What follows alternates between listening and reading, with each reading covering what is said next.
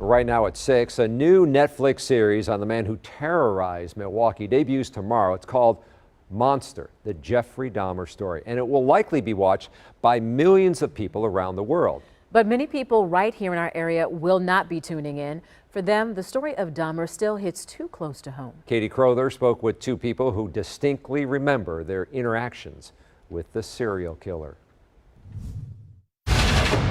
Wait. You just gonna let him take this baby back inside? The trailer for the new Jeffrey Dahmer series on Netflix is enough to give you chills. So are the stories of Stephen Bannock, owner of the fish factory in West Allis, where Dahmer was a regular. He would come in off the bus and shop for fish. Very nice guy. He would have never known, anything different. Stephen thought it was strange, though, when Dahmer requested a fish tank be delivered to his apartment. So I said, we really don't kind of do that. And I had a young Asian gentleman that worked here at that time as part-time.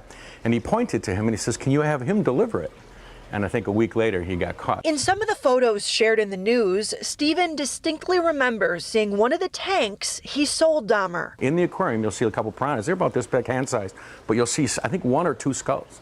And they're human skulls, that freaks even me out. Detectives showed up at the fish factory. We're investigating Jeffrey Dahmer. He had solutions that he was keeping things in his apartment. We don't know what they are, if they're acids. We need to take a sample of every liquid you have in your building for the fish. I don't think anybody had a clue. Scott Gunkel also has eerie memories. You find out that some of the people that you used to have as a regular customer were all of a sudden gone. Scott was a bartender at a gay bar in Milwaukee known as Club 219, one of Dahmer's old haunts. What do you remember?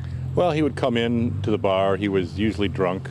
He was one of those smiley, sit-down, quiet drunks, and he would kind of just stare at people until he gets somebody's attention. Scott, a longtime activist for LGBTQ rights, says Dahmer represents a very scary time for our city. He will not be watching this new series. As someone who kind of lived through it, you don't want to see it? No, been there, done that, don't want to do it again. Does it bring back some trauma for the LGBTQ community?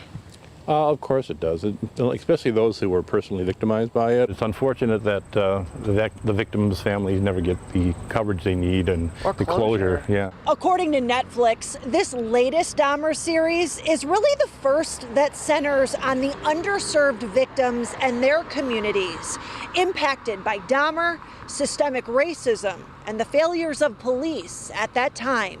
In Milwaukee, Katie Crowther, TMJ4 News.